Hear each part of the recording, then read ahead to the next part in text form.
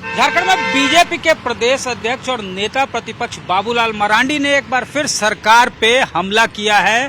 साफ तौर से कहना है कि सरकार ने तमाम संवैधानिक संस्थाओं को पंगु बना दिया है, डिफंक्ट बना दिया है, ताकि कोई भी गड़बड़ी जो यहाँ चल रही है उसकी शिकायत कहीं पे भी एपेक्स बॉडी में कोई आम पब्लिक अगर करना चाहे तो वो ना कर पाए। यहाँ बीते 5 साल से लोकायुक्त नहीं है।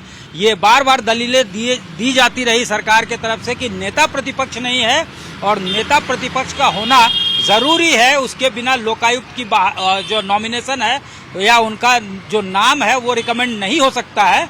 लिहाजा अभी तक बहाली नहीं हो पाई है, लोकायुक्त की नियुक्ति नहीं हो पाई है, ये दलीलें दी जाती रही है।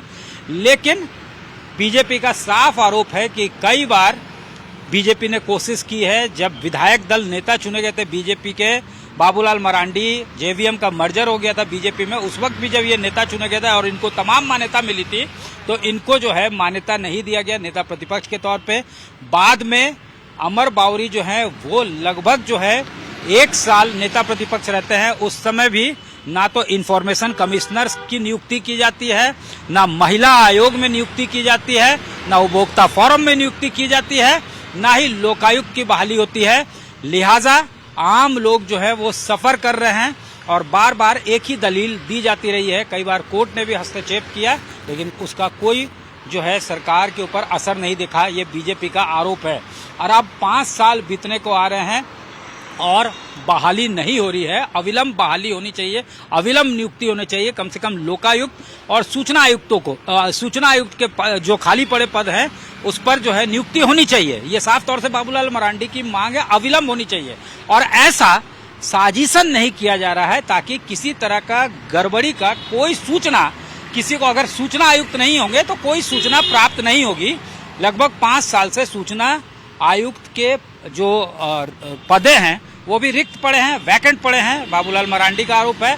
साथ ही साथ उनका ये भी कहना है कि लोकायुक्त के पद का भी ना होना और वो रिक्त होना भी एक बड़ा मसला है। उन्होंने कहा कि वो केंद्र को बताएंगे कि यहाँ पे बिल्कुल जो है मनमाने तरीके से सरकार चल रही है। लिहाजा फंड जो अलग अलग योजनाओं में दी जाती है या फिर 16वां वित्त आयोग जो आ रहा है वो फंड किसी तरह का डिसबर्स ना करे स्टेट को।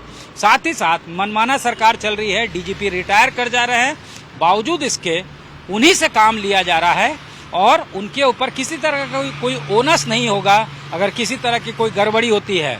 उन्होंने यहाँ तक कहा कि अब उन्हें भी बाहर निकलने में भय होता है, लगता है कि किसी से उनके ऊपर हमला ना करवा दिया जाए, कहीं उनकी हत्या ना हो जाए। ये तमाम बातें बाबूलाल मरांडी ने कही है, बीजेपी प्रदेश अध्यक्ष ने कही है, नेता प्रतिपक्ष ने कही है कि साजिशन जो है यहाँ पे संवैधानिक पदों पे बहाली नहीं और नियुक्ति नहीं की जा रही है। और साथ ही सरकार बिल्कुल जो है नॉर्म्स को वायलेट करके तमाम जो नियम कानून है उसको ताक पे रख के चलाया जा रहा है और ये सरकार जो है बिल्कुल अपने मनमाने ढंग से कार्य कर रही है।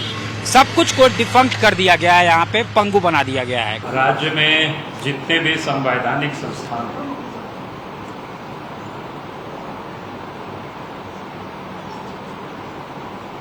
जिसके गठन होने से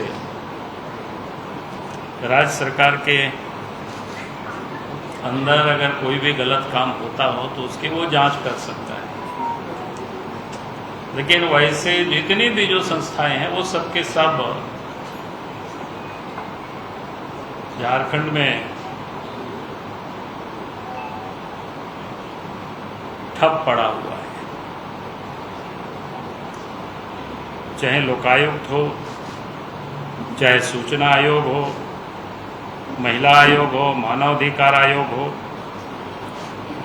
उपभोक्ता फर्म जैसे संस्थान जो है ना वर्षों से जहाँ पर कोई नियुक्तियाँ नहीं हुई,